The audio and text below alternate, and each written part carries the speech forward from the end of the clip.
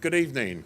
I'm Merle Wilberding, one of the trustees of the Dayton Literary Peace Prize, and I want to welcome all of you and thank you for coming. And I was talking to several of the authors and writers beforehand, and we were just sort of talking about what a wonderful event this has become over the years. And they like coming back, we like them coming back, and it's a real opportunity for all of us to really enjoy a wonderful evening with some wonderful writers and some wonderful opportunities to discuss their books. So I'm very happy to have all you here, and I also want to thank all of you, because the reason we can do all this is because you are our patrons and you have supported us from the start, and we really appreciate it, and we want to thank you and thank you and thank you for all you have done to contribute to make this going forward. So thank you again.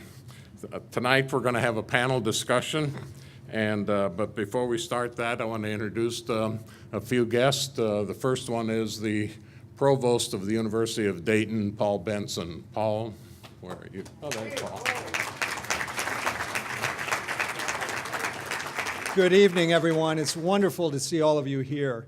On behalf of President Dan Kern and the university, I want to welcome you to our River campus. When the university purchased this property, this was precisely one of the types of events we hope to be able to host in a more convenient way than we have been able to in the past.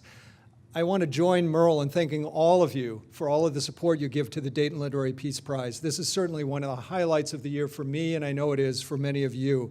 I hope you enjoy this evening and this weekend's events. Thanks so much.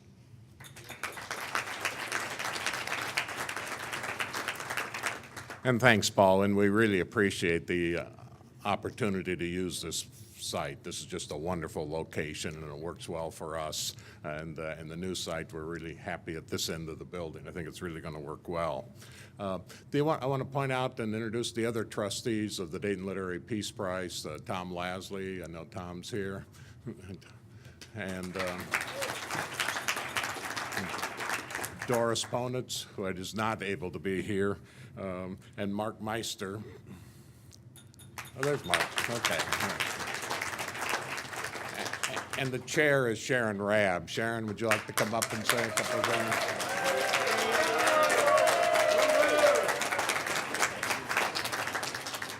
What a time for my vertigo to kick in, but it just did. Hi, everybody, and look how many of you are out there. This is so wonderful. It's so wonderful to see all of you. And I want to say that the purpose of the Dayton Literary Peace Prize is to honor those who write, those who publish, and those who read and share literature that supports peace. And I want to say, we have the writers here, but we have the readers and sharers out there. And it's a partnership. So if they are not heard, if they are not read, then they're sad. And so, really sad. Crybaby sad. That's Bob. You're going to come to love him too. I hope the day never comes that I can't walk into a brick and mortar bookstore and pick up a book and decide whether I want to buy it or not. Sharon Kelly Roth is here for Books and Company, and I have to confess I've downloaded a book or two, but I still love to go in there, and I want to look at them, and I want to feel them, and I want to choose the one that I want to take home.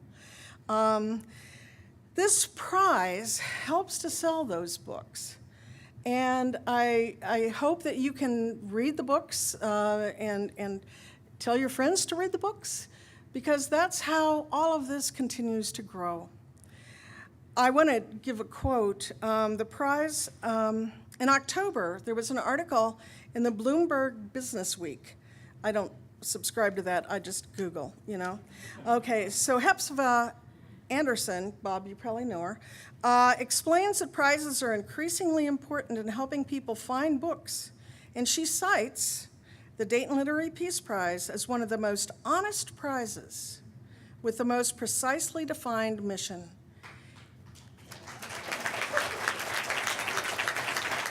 And that is to celebrate the written word's power to promote peace. So we have some fans out there, and I want us to live up to that. I read another piece this year that Amazon, and I apologize to the publishing state for citing them, but Dayton is the 17th large city, any city over 100,000, in the country in terms of the number of books purchased and the number of magazines and newspapers read. I think that's pretty cool. You're all a part of that, and thank you for coming, and now you get to hear these wonderful people.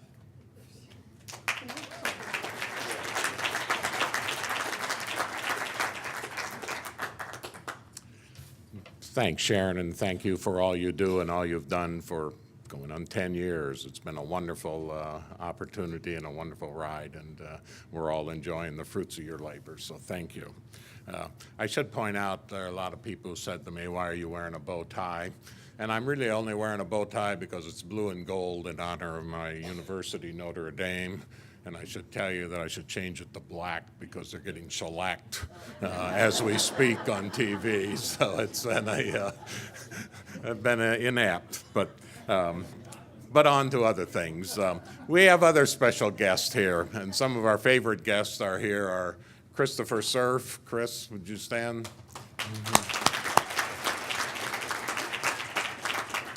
Chris is a legend in the entertainment world. He's a writer, he's a composer, he's a lyricist, and he was telling me beforehand he's got a book coming out on the dictionary of spin language, and we're looking forward to that. So, but welcome, we know you've been here before. And with Chris is Catherine Vaz, a famous writer, a wonderful writer. And I've said in the past, I always liked her book, Our Lady of Artichokes, but I read one of your short stories about the blue flamingo and the red water, and that's becoming my favorite now, so thank you very much. But our main purpose tonight is to have a good panel discussion, and on the panel tonight we have some past winners and our current winners. So I will introduce each of them. Marlon James, who everyone knows. Marlon's our 2010 winner for the Book of Night Women, and thank you for coming back again. We know you've been back several times, and we love it that you come back again. And Gilbert King is here. Gilbert, thank you. As a lawyer, Gilbert King's book, Devil in the Grove, has just been a fascinating book for me. Just a wonderful book on insights on a critical part of the legal history of our country, and I really appreciate it and appreciate your coming back. Okay, our winners tonight, and the winner of the Richard Holbrook Award for Distinguished Achievement will go to Louise Erdrich.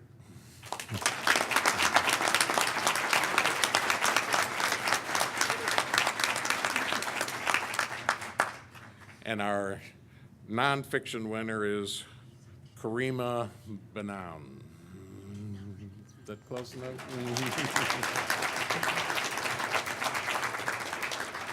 The fiction winner for The Woman Who Lost Her Soul is Bob Shacochis. You know, I've got a difficult last name, but these have all beat me. But Bob was telling me that as long as I made it rhyme with atrocious, I was okay. So I tried to do that. And then we have Mark. Precocious. Yeah, precocious, that would work too. Then the author of Wash, our fiction runner-up, Margaret Wrinkle.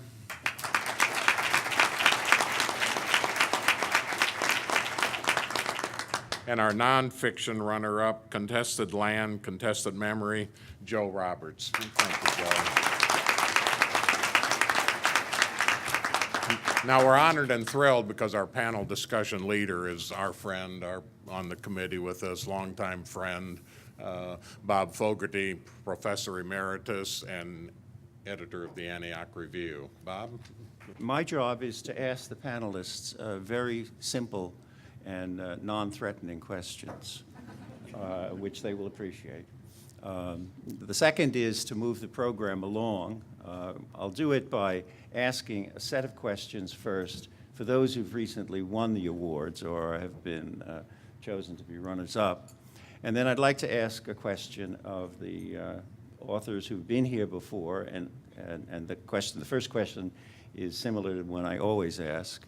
And then third, we'll start to open things up to the audience so that you get an opportunity to ask some questions. As all the authors know, and I'm sure that many of the people in the audience know, there's always a backstory to a story. And most recently, we introduced at the Antioch Review a feature on our website, and it's about backstories. And so the first question I'd like to ask, and there are lots of famous backstories. There's Hemingway's use of an old lady in his book ostensibly about bullfighting, where she asks very simple questions to try and ask him rather basic things, and they're not literary things.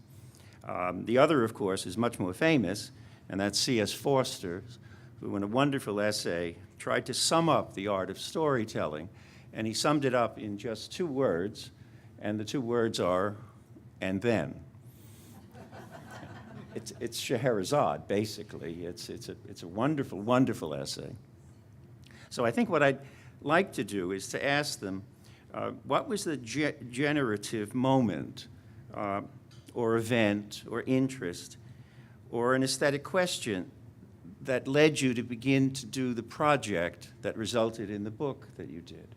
Was there some event, some person, some idea that you really were interested in exploring in the book?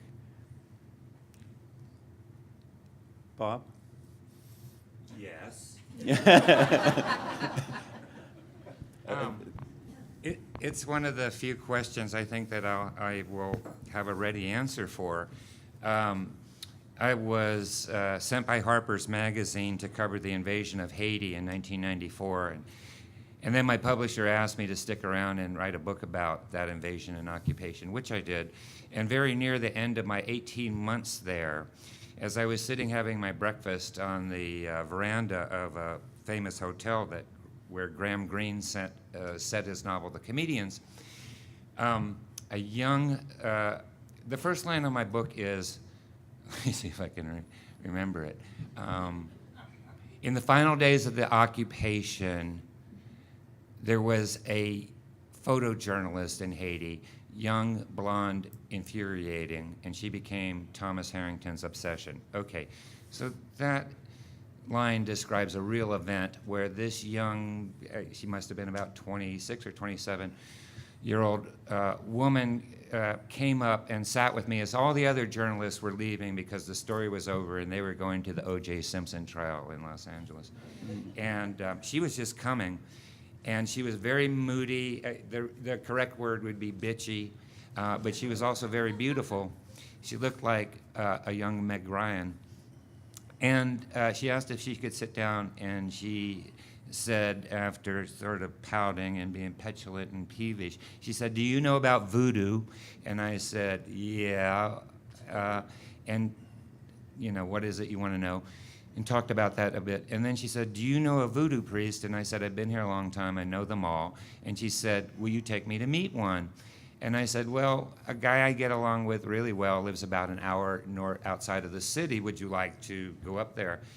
And really, the story was over. I needed to go home myself. And I had nothing better to do than to be a parasite on this young woman's beauty. And so I took her up there. And on the ride up, she said, "Do you believe in souls?" And I said, "What?" And she said, "No, I'm serious. Do you believe in people have souls?" And I said, "Sure, why not?" And then, like 5 minutes later, she's really agitated and fretting. And I said, "What's wrong?" And she said, "I've lost my soul." And I said, "Get out of here. How do you lose your soul? Are you even old enough to lose your soul?" And I took her, and this is the only part of the book that's autobiographic. After I took her to the voodoo guy to see where she infuriated me, and a woman in real life died at our feet during this whole ceremony, and she started bargaining for her soul and decided that, nah, it cost too much to get your soul back. And I just wanted to strangle her. And so we went back to Port-au-Prince. I knew her for 36 hours. I forgot her name in a week. That was 20 years ago. I have no idea what her name is, where she is in the world. And I tried to write a short story about that, but it kept arriving at the same place. Why did she lose her soul? So after trying to write a short story about it, I wrote 900 more pages to try to answer that. Well, you entered into a rather difficult Faustian bargain. Pardon me? You entered into a very difficult Faustian bargain yourself with that. Apparently I did. Yes. But I'm looking for them all the time. Margaret, could you say a few words? Yeah, I think the book probably started when I was born in Birmingham, Alabama, in July of 1963, right after King's campaign and right before the bombing of 16th Street Baptist Church. So, but it also, I had been involved in racial reconciliation in Birmingham. I knew I had slaveholding ancestors, but I stumbled across a rumor that an ancestor of mine might have been involved in the breeding of enslaved people. So I would never have gone anywhere near the topic if I didn't have that potential personal connection. I never found any proof of that allegation, or much proof of the written proof of the practice at all. Yes, but right. once I knew about it, I felt like it needed to be explored. And because there was not much of a paper trail, then I had to create a fictional world to, what I ended up deciding to do, I just decided to ask myself, what if he had? What would that mean to everybody involved? So that's how it started. Right. Let me see. Louise? Well, I guess I decided I could pick any of the books since this is a general prize. So I'm going to pick one of the books that is not as widely read, and that is one called The Antelope Wife, but I have retitled it. It's now The Antelope Woman. This book has evolved over the course of nearly 18 years. It was published, and immediately afterward I thought, I have to do a rewrite. This isn't the right book. And it was published in, I think, 99. But I'd been writing it in my mind for quite a while. It started out with a scene that was, it's from a town's name in North Dakota, Mazza, North Dakota.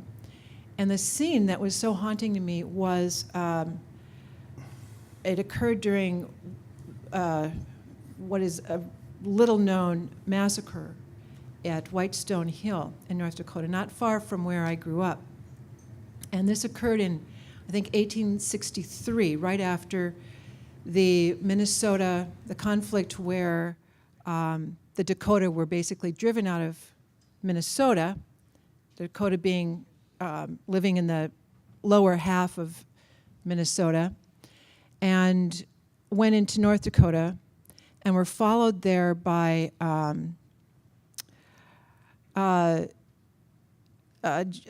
General Sully. And these were people who had nothing to do with any depredations or anything that had occurred in Minnesota, but who were massacred. So during this terrible event, one of the soldiers saw, and other people saw, a dog bearing on its back a baby in a cradle board. And that became, for me, the basis of this whole book. Because I wondered about the soldier who saw this and what something like this would do to him in the middle of the horror of what was going on. And then I thought about the baby, and then I thought about the people who were in that small village and what became of them. And so, in an ever-widening ripple effect, the book began to take shape. Well, it sort of, I didn't know what to do with it after about 50 or 60 pages, and so I finished it, turned it in, and published it. And then in the last 6 years, I began thinking about it intensely, and I rewrote everything after the first 35 pages. I took everything and rewrote it, and I brought it up to the present and set it in Minneapolis. So that's the backstory of the book, The Antelope Woman, which will be republished in a couple of years. Wonderful, wonderful.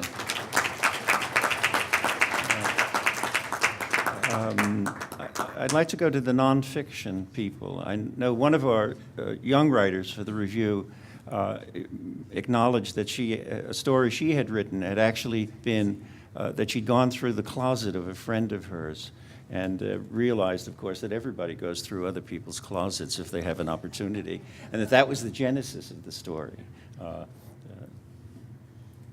First, let me say what an honor and a pleasure it is to be here with all of you this evening. So my book is called Your Fatwa Does Not Apply Here, Untold Stories from the Fight Against Muslim Fundamentalism.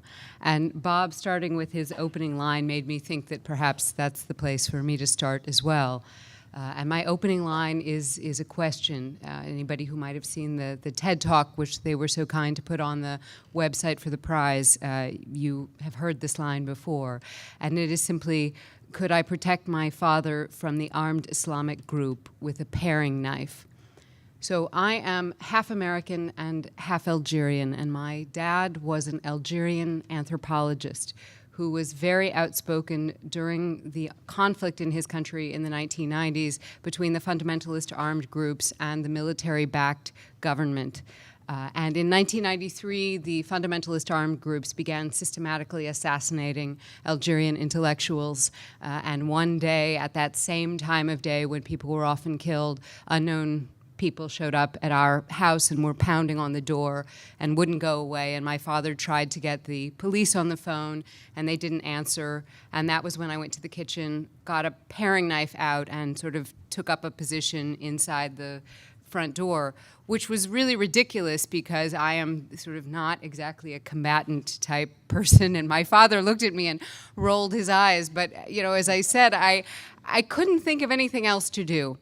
And so there I stood. So in a way, writing my book was about trying to find something more useful to do than holding a paring knife behind the door. But actually, seriously, what it was about recognizing the thousands and thousands of people of Muslim heritage, like my father, who have risked their lives to stand up to extremism, who do not get a lot of support internationally, who do not sometimes even get recognized. If you saw Bill Maher not long ago say that no Muslims are speaking out, this whole history of struggle gets erased.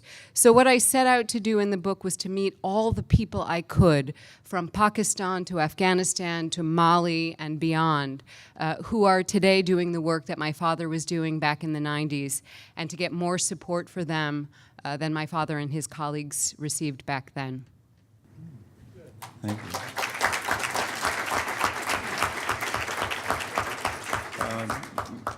One other question. This would be a collective question for the returning writers who have all been, since they were here last, have been luxuriating in fame, newfound wealth, and thinking or worrying about the next project.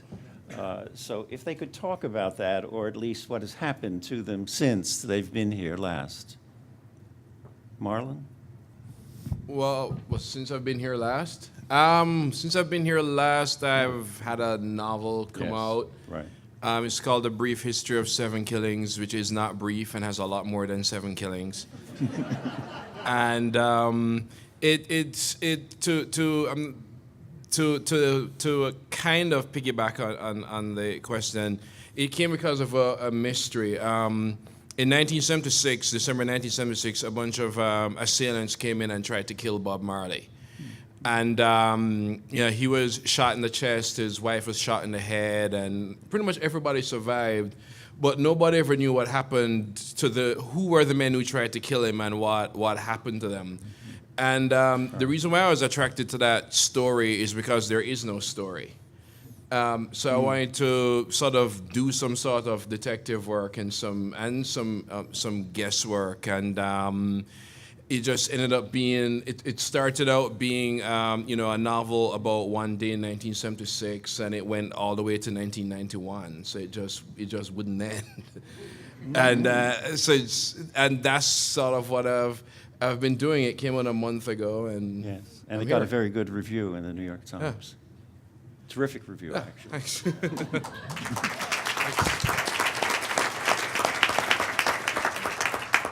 Ken, you want to go ahead? Yeah. Oh, yes, that's me. Sorry, thank you. Since last year, I have finally got a new project that I'm working on. It took me 3 years to settle on something. I just was trying to be careful and cautious about the things I want to invest, because my books tend to take 5 years. And so you really want to make sure you have the right thing and you don't hate it at year 2. And so I was just being a little selective about what I wanted to explore and places I wanted to go.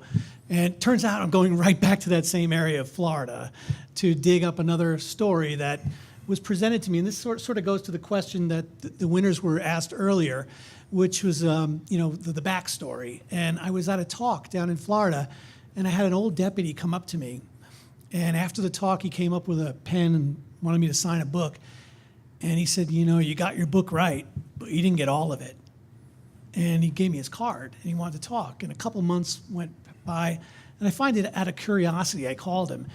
And it turned out he had a whole wealth of information of civil rights crimes that were unsolved that he was personally involved in. And he just gotten to an age where he was willing to talk about it. And so he was leading me down these roads, and sure enough, everything he was saying checked out.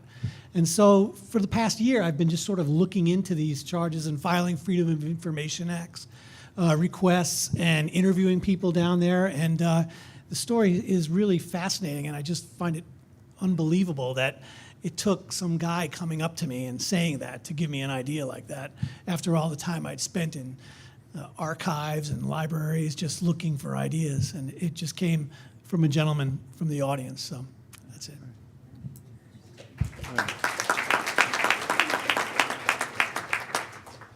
Hello, I'm Adam. I'm sorry I'm late. It was my fault. It's great to be back here. It is a real honor, especially to be on the panel with such wonderful writers. I've read Marlon's book. It's utterly stupendous, and it's a book we'll be hearing about for some time. I just want to say, an award ceremony like this isn't just an award. It is support to help you work through your next project. It is recognition to help editors take your work seriously. It is a readership. It's not just, you're feted one day. It really sustains writers and helps give us the confidence to, face the blank page. And, we have you to thank for that. So in the last year, let's see, peace hasn't broken out yet, but it's been a great year for writers, and I know for the writers on this panel. I'm working on a larger kind of very quirky novel and set in prehistory, which I've always had an affinity for. Primitive technologies. But I returned to the discipline of short fiction too, which I missed over the many years it took to write a novel. And I believe the form of the short story is an important one, and it's often overlooked. And some of them are very personal, some of them are just goofy and quirky, and some of them are serious too. So I don't know if I have any better answer than that. Thank you. This is my last question to the new winners, and I've asked people this in the past. Were there any reactions to your book that surprised you from a review or a critic or the general public? I know I published a book a long time ago, and there was a review of the book, and someone objected, the reviewer objected to that the book had an index. And I never quite understood why. It seemed like a very, very strange critique of the book, since it was a book of historical work, and one would like to know things. So were there any responses that you had to the book which were interesting? Bob? I just came here from Hong Kong because everything that Adam does, I try to follow in his footsteps. And Adam was in Hong Kong for the Pulitzer series that they have over there because guess what? Chinese people care more about the Pulitzer Prize in fiction than American people do. And so they bring us over there, and you were over there. Anyways, in the book signing, when I was signing the book, and it was a nice line, and a woman had to wait about 25 minutes to come up and tell me, she didn't have a book for me to sign. She said, "I will never read your book." And I said, "Why did you wait in line to tell me that?"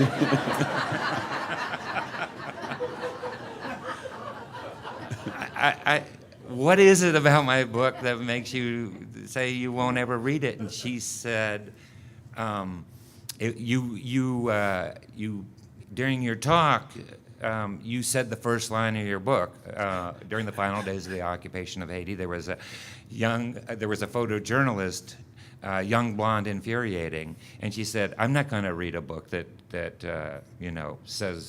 treats some woman like that." And I'm looking at her. She was young, blonde, and all of a sudden, quite abruptly, infuriating. There are two things that have surprised me. Out there on the road. One, usually after reading at a bookstore or something, at the signing or before the signing, I'll be pulled aside by some woman who would tell me that she has lost her soul. And I'm sorry you have. Don't expect me to know what to do about it. And the other thing is somebody will always come up, because the book is a bit of an espionage thriller too, and I grew up in McLean, Virginia, where the CIA is. Somebody will come up and tell me they're either active or former CIA, and I go, Right. You guys are all over the place. And in fact, whose mom's here? I mean, Helen's dad, and Sharon, your dad, spooks.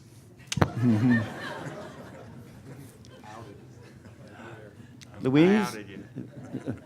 Louise, if you run across any interesting comments. God, there's so many funny things, when you start thinking about things that have happened as a result of books. Well, Minnesota, for instance. My ordinary life is, with my 4 daughters, has always been bringing them to school and getting to know other parents in the school who sometimes they read the books. And they know me as a mom, and then they have this funny look on their face when I see them the next time, and I just know that they've read one of my books. And there is a lot of sex in it or something that they didn't think that, I would be capable of anything like people or knowing these things that happen in the books. And my favorite line was from a kindergarten mom.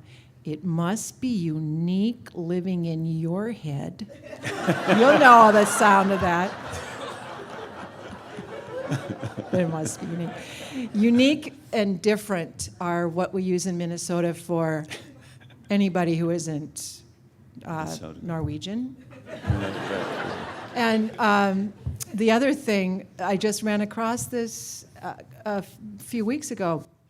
I was sorting through things, and I came across this letter. I had a lot of response to Love Medicine from outraged clerics, outraged priests, outraged Catholics, people who really objected to a somewhat abusive member of the Catholic. She was a nun, but should have been a priest maybe. And they responded with a lot of outrage. And one of them, this letter said, may you be damned to hell for your nauseating phantasm of convent life. And it was so exciting to me. This is what I've been waiting for when I remembered the first time I read it, and I was so happy. So, Margaret? Well, I think we just really weren't sure how it was going to go with this book. And I think being written by a descendant of slaveholders about slave breeding in the voice of an enslaved black man is sort of a political, each one of those things by themselves is kind of a nightmare, and three together. So I think the main surprise for me is that it has been as warmly received as it has been. I think it's because it took so long to write that the dialogue about race in this country needed that extra time to get to where more people could. The dialogue about race got better in the time you wrote it? It has gone. It has gone further, and so I think just taking. Yeah, I'm not. Yeah, I know. Believe me, but the fact that it took so long for me to write the book, I think, helped with the way that it has been received. I think the other thing that has been, I guess, not that surprising, but sort of poignant, is I've had a lot of older Southern white readers who want to come up after, and they want to tell me privately about an interracial experience that they've had, but they want to tell me privately, but they all tell me the same thing, but they don't want to tell it in front of other people who might not have had that experience, but they've all had that experience. So that's been sort of poignant. Yes. Just a comment on it, the improbability of the character, Sam, Wash, as a stud, it ultimately, over a long period of time, I did two books, actually, on a eugenics experiment in which they did literally that. And when I would talk, I taught at Antioch for a long time, and the students who were normally fairly verbal were silent. They'd never heard of anything like that, and they couldn't quite understand it. And so it was a gratifying moment, actually, for me, simply because they couldn't imagine anyone doing what had happened, and it was a particular form of birth control that was quite remarkable. I wouldn't recommend it, but it was quite remarkable. Could you? So the one really funny thing that happened once in response to my book, and I don't really associate humor with my book necessarily or the topic of it, but this was sort of comical. A representative came from one of the Muslim American organizations that I criticize in the book for some of the stances that it has taken in the past. And a representative came when I presented the book at UC Davis Law School, where I teach, and he got up in the audience, and I was prepared for all sorts of things, but completely unprepared for the thing that he criticized me for. He said, "There are no footnotes in your book." In fact, I'd had this huge battle because I'm sort of type A law professor. There are sort of, 5,000 footnotes in my book, and I'd had this kind of running struggle about this because that's a law professor approach to things, but I just found it very comical that that was the thing that he picked to get worked up about. I think he hadn't made it to that part of the book. Another criticism that I wasn't expecting, it was interesting, in the Wall Street Journal. The review was mixed, I would say, in the Wall Street Journal. But the one thing that the reviewer got very upset about was that I had also dared to, just in passing, criticize fundamentalisms in other religions, including Christianity and Judaism. Now, that's not what my book is about, and I didn't say very much about that, and I don't tell stories really about people involved in those struggles, but it seemed to me important to point out that Muslims were not experiencing a unique phenomenon, that there are struggles for tolerance that are going on, that have gone on in all of the world's great religious traditions, and it seemed to me perfectly natural to point that out, so that surprised me. But actually, the thing that surprised me the most is a very great thing, which is that I did not get the huge wave of hatred that I expected. In fact, quite the contrary. I went so many places where especially young Muslim Americans would get up and say, thank you for talking about the Islam that I'm proud of. Thank you for talking about the tradition that I recognize myself in. Thank you for talking about the people who are doing good and who are building things instead of who are blowing things up. And I really, really appreciated that response so much. Can I ask you something? Yes. Where did you most expect the wave of hatred to come from? Well, I think from multiple places. The first place that I thought it might come from, of course, being the fundamentalist movements themselves, and they have some sympathizers, although those are completely outlier minority voices in the population here, but there are some people like that here, and there are even more people who apologize and make excuses for those movements, and many of the people who do the apologizing for the movements actually are not Muslim, and you find a lot of them in academia, unfortunately, which is where I'm situated, so I expected perhaps some of that response there as well, but for the most part, I think because I was telling stories that people hadn't necessarily heard before, and perhaps it caught people off guard somewhat. I didn't get as much of that by far as I expected. And you didn't expect it to come from the Christian community? Well, I have gotten some of that. Actually, the most negative thing that has been written about my book was published by a far-right American website called Jihad Watch, and it's called Your Fatwa Does Not Apply Here is Not What It Purports to Be. And what I actually loved was that they totally understood my book because they were very upset. This is not an anti-Islam book. I thought, my God, yes, the far-right understands my book. This is not an anti-Islam book. They wanted it to be, and I absolutely didn't want it to be because I am so proud of that part of my heritage and the people who are standing up for what I consider to be the best parts of that heritage of science and philosophy and questioning and thought and aesthetics and so on. Please.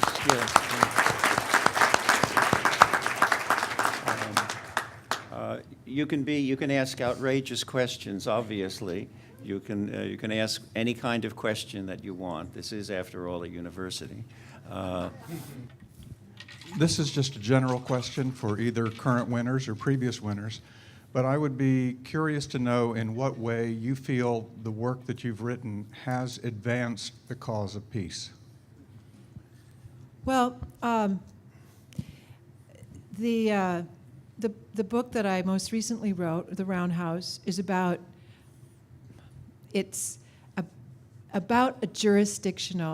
the history of reservations, basically. And it tells a story of why tribal courts, which have struggled to have some autonomy, are not allowed to prosecute a non-native person who commits a crime, and most particularly a crime of sexual violence, on reservation land.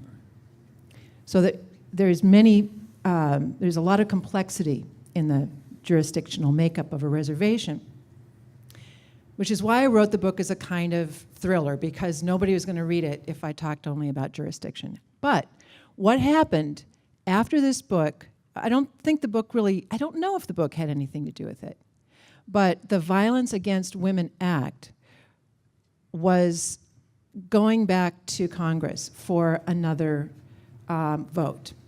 And in that act, there was a very small piece of jurisdiction that could be recovered by tribal courts. Now, this sent, for instance, Senator Grassley said, if you're non-native tried by a tribal court, what do you want? A jury of Indians? I mean, he said this. And it brought into the public discourse a kind of underlying contempt, and it's an embarrassment what it brought into the public discourse. And I think a lot of people the people in Congress wanted to sort of distance themselves from this attitude and passed that little bit of jurisdiction.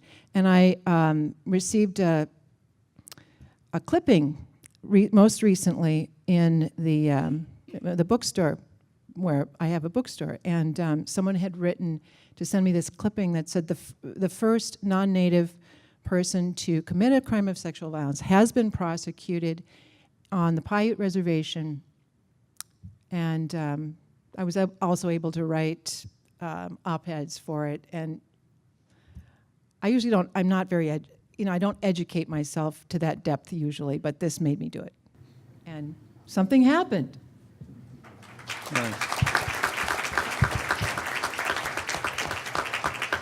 Does anybody else want to say anything? I don't know if I have a very good answer. I wrote a novel that's set in North Korea. Why I wrote it and how I wrote it is very complex, and I don't know if I completely understand it. But I do know that at the time when I was working on my book, a very sad and troubled place, the Democratic People's Republic of Korea, was a kind of a running joke in our nation and in most of the West. It was a place where we saw these 20-some million people as crazy or clownish or evil, and we didn't have any real serious portraits of them, and I tried to make a serious one. There was just something about no one in our country would ever make a joke about Rwanda in a certain way. We'd never joke about an earthquake in Haiti or a tsunami in Japan, but we were free to joke about North Korea, and it was the source of much humor in our culture, whether it was, marionettes in Team America, World Police, or what have you. And so I guess the discussion wasn't there. It wasn't serious. And I wrote this book. Blaine Harden wrote a very interesting book called Escape from Camp 14. Barbara Demick wrote a book I just love to death called Nothing to Envy. And it was the beginning of maybe the first long-form portraits. And the reason they came from white people in America is because North Koreans aren't allowed to tell their stories. And the defectors are often so damaged, they have so much survivor's guilt, so much trauma. They're not in a state. They've been trained their whole lives not to give voice to their private thoughts. And so while I wondered many times, who was I, some dude in California, to write about the Korean perspective, I also saw that no one was, that it was just a silent place.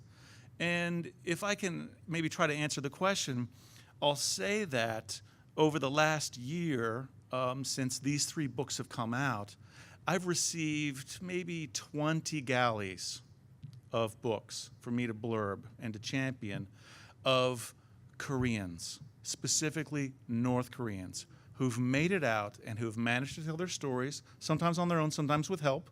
And American publishers have just done the math and said, maybe we can make money off of this, which is really the marketplace in our country ultimately decides. And so some calculus has happened to say that these voices are value and might find a listening audience here. And I think that's a big thing. Mm-hmm. Absolutely.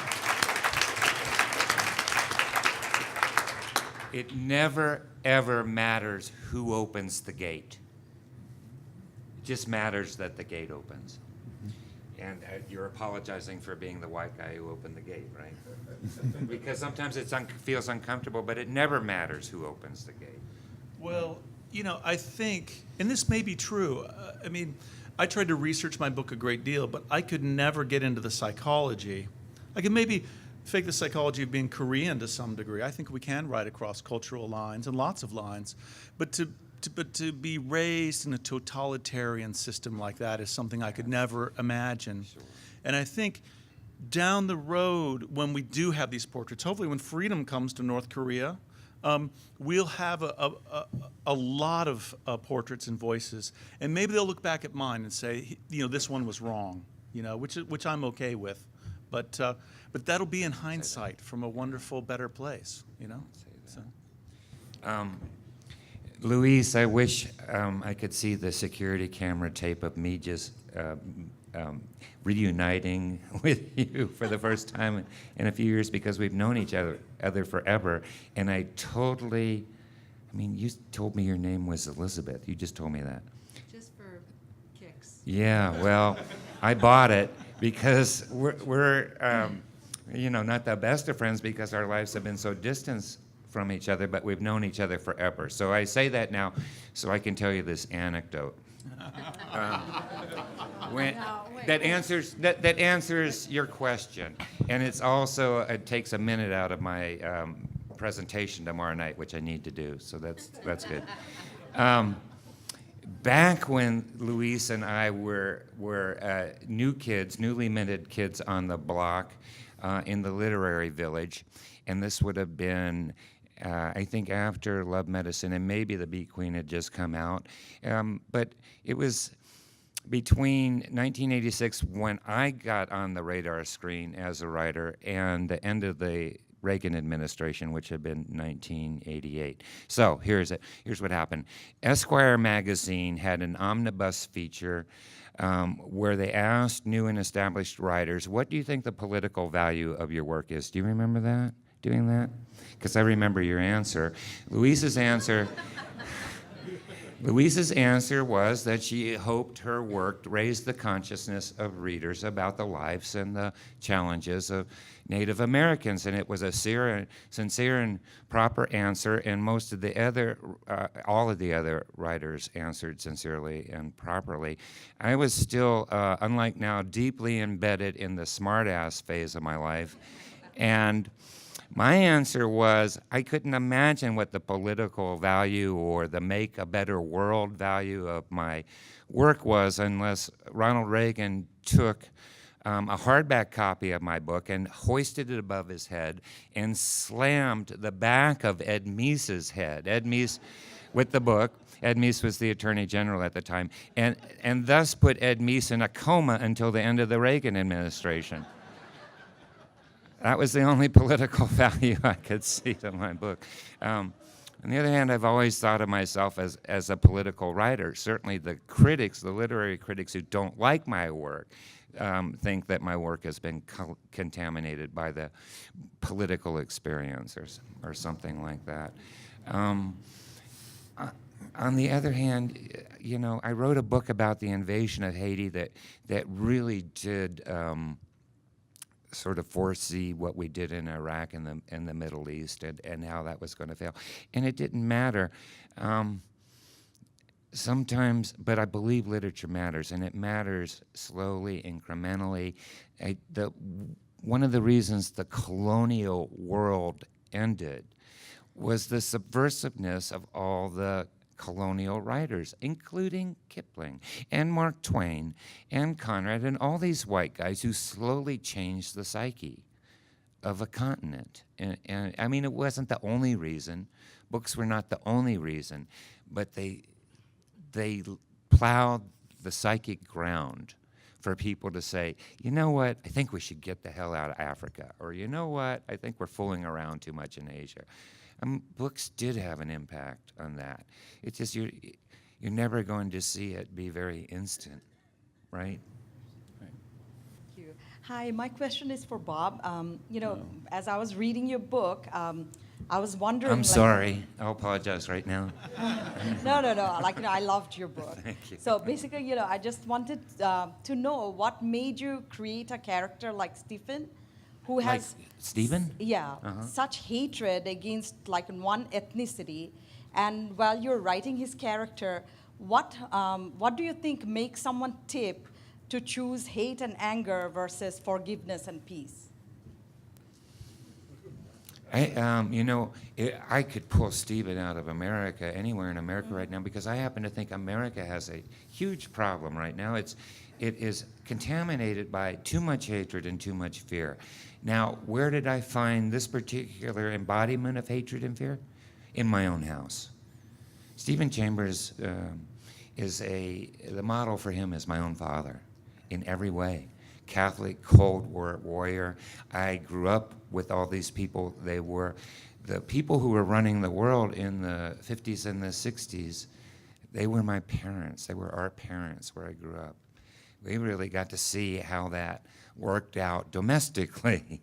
And it was talked about at home. And my father was a Catholic. He was Lithuanian. The guy in the book is Croatian. He was a Catholic Cold War warrior, high up in the government, and had a lot to do with decisions that were made by the military and the government to do what they did.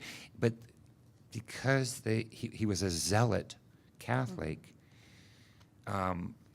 which is no different than any zealot Christian, these Cold War warriors were fighting against a godless Soviet Union, and when it came crashing down, they said, good, because now we can get back to the real war. And the real war was between West and East. And you know the fundamentalists in the East say, we're the infidels. And the fundamentalists in the West say, they're the infidels. And that war has been going on almost forever, 1,000 years. I mean, most rigorously in the last 500 years. And those Catholic Cold War warriors, once they saw the defeat of communism, they knew exactly what they were going to do next. They were already doing it in Afghanistan, you know, double dipping there on communism and on Islam and the fundamentalists. So, you know, write about what you know. Anthony Marra says, write about what you don't know, which I really like doing that. But in this case, I wrote a murder mystery, espionage thriller, daddy-daughter book with a lot of military in it because that's what I know. And that guy was my father. And I grew up, everybody I went to high school with, our parents worked for the CIA. It was just natural for me, you know?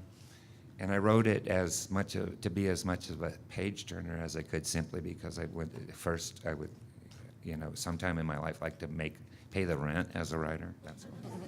Thank you. I think there was a question over here. Hi, I'm a writer wannabe. Probably there's a couple of other people in this room who are writer wannabes, but I've had the joy of working with Alan Eckert, who wrote a number of books. Probably everybody in this room has read a book by his, and he took a lot of heat because he wrote supposed historical books that had people talking.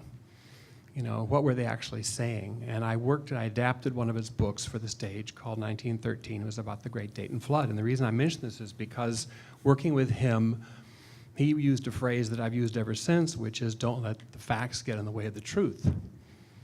And it's interesting that in theater you have comedy and tragedy, but in literature you have fiction and nonfiction. And that leads me to my question, which is, I wonder which of you fiction writers have at times wished you were writing a historical novel or historical book, or vice versa. Those of you who are writing, you know, a fictional book wish you were writing history, or history writing fiction, because there's that fine line sometimes of whether you put fiction into fact, you know, to get at the larger truth. I don't know if that's a clear enough question, but I thought it'd be fun. Margaret, do you want to try that? It's Wash is not Time on the Cross. A book, a factual Thank you for book. saying that.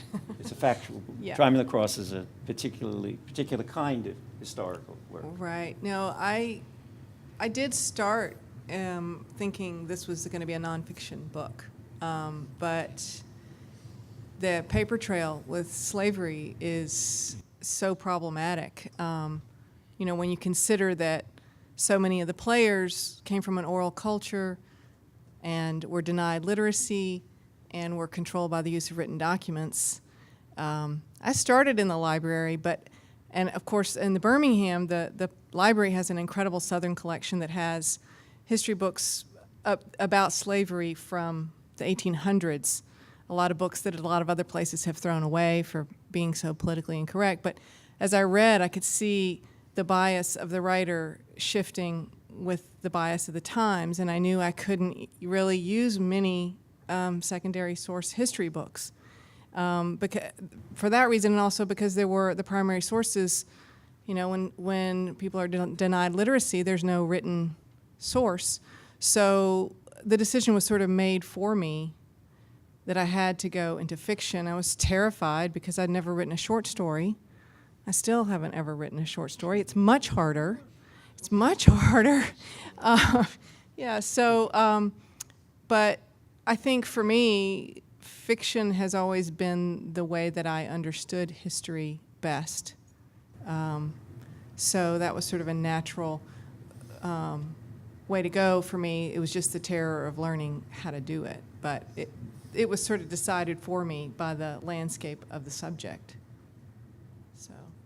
Somebody else want to take it? Play. Tackle the nonfiction side of that, because as you can imagine, it's really frustrating. You have certain rhythms of stories that are sort of built into you intrinsically from reading a lot of novels and watching movies. And when you're taking on a nonfiction project, nothing ever really plays out that way. For one example, I'll just use the last book. You want like a trial, and a trial wants to be dramatic, and you want to have showdowns in those. And a lot of times I was finding that those were not happening. In fact, it wasn't one trial, it was two trials. There's nothing worse than a story than having a mistrial or an overturn and having to go, I mean, that's reality for you. So there's a lot of frustrating moments. There's months that go by where you don't know what your characters are doing. And you would love to be able to make something up, or that's when he had an affair with, you can't go in those directions. But I feel if you're really wedded to the research, you can find things. Like I know I went overboard at times, and I brought in little elements from the outside, little things I found in the newspapers from the time, and how those related to what was happening at the time.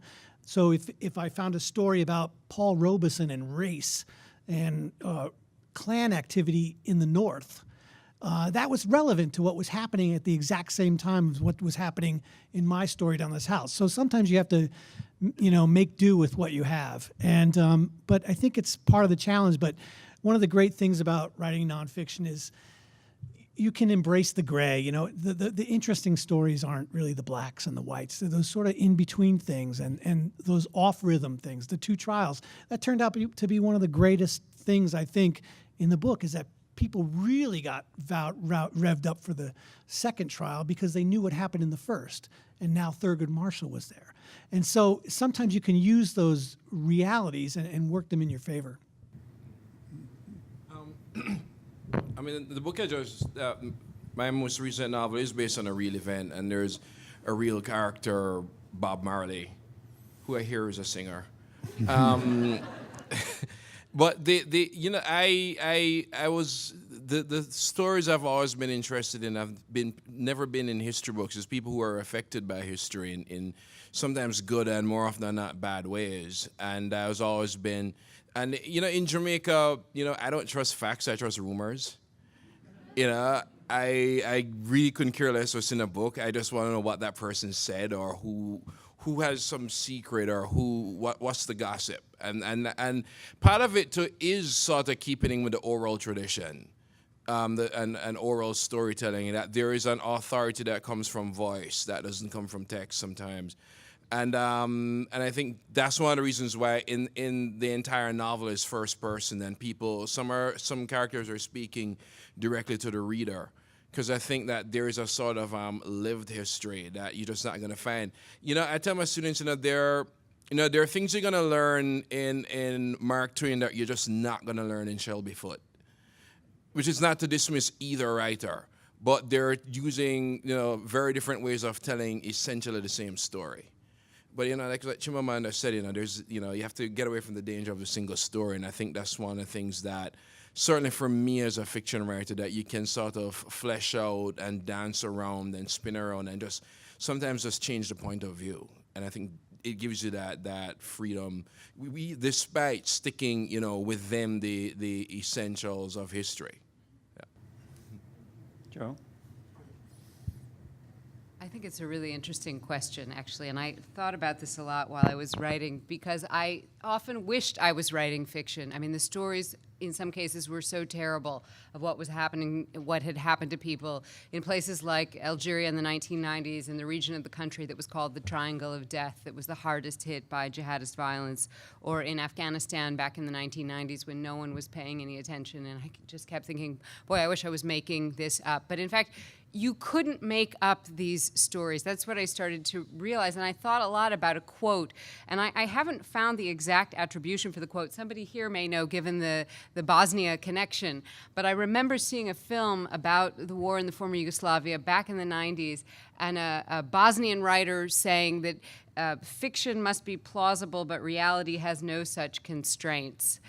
And I some of the stories, I think about the story in my book of an Afghan woman named Huriya Masadik. And, if I had made this up, I would have been told it was an overly dramatic story. So, first her father opposed the communists and had problems for that. And then the Mujahideen came to him and sought his support, and he opposed them as well. And he had difficulties for that, so they had to flee to Kabul. And then the father died tragically of cancer, because even in war zones, people face the ordinary tragedies that we all face. And then her brothers were the victims of a Mujahideen attack on their home. Of course, the Mujahideen having been supported by the United States in the context of the Cold War, something that Huriya Masadik has never, ever forgotten. And one of her brothers was killed. The other one was gravely wounded. She then got married. Her husband was almost immediately wounded in another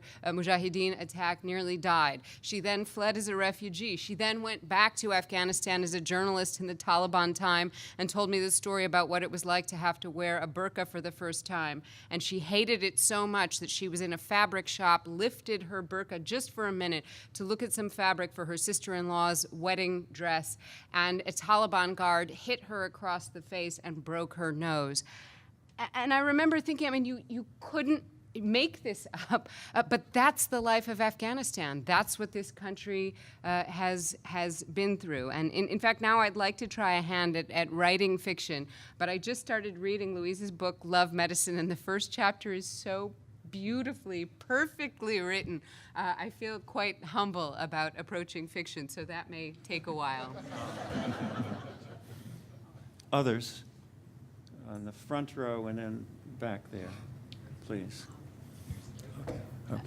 Those of you who have are former winners, and you are all now a part of the fraternity of the Dayton Literary Peace Prize. So can you tell us or share with us some of the things you've been doing as former winners together? What connections and what contacts have you made with other winners that are going on underneath that we might like to know about?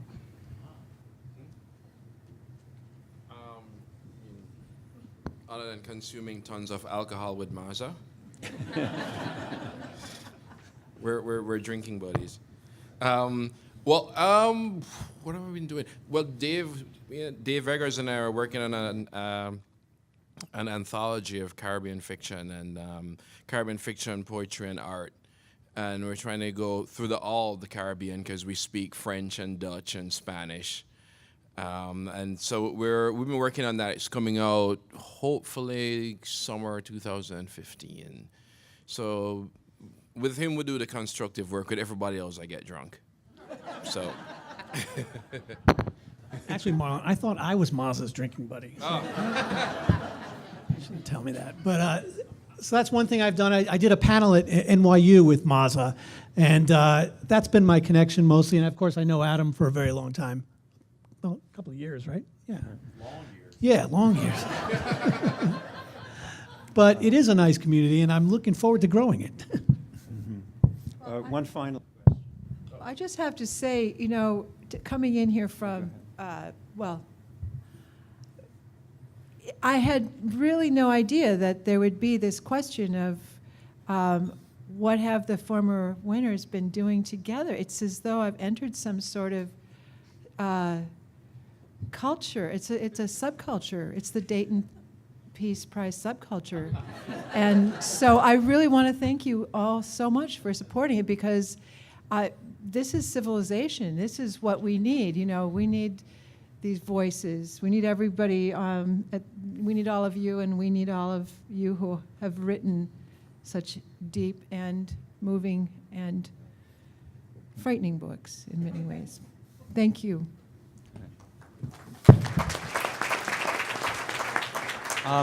So this question is for all of you. Today I was taking the SAT, and then the proctor said, we were waiting on some late people. So the proctor said, does anyone have any stories to tell, like while we're waiting, anything exciting going on? So, and then there was just like this dead silence that filled the room, and like I could feel like people were thinking, and then I wanted to talk, and I can tell a lot of other people did too, but it's a room full of strangers, so what are you gonna do? and then it went on, and I didn't want to feel that terrible silence again. So I learned that I'll try to have a good story or two up my belt, and that was the main moral of the story. So my question to you is how do you always have a good story or two up your belt? Kid, I got advice for you. Just take one of your little stories and embellish the hell out of it. Right. Last week I got bit by a spider. It literally put me in the hospital. That thing is 6 feet tall now.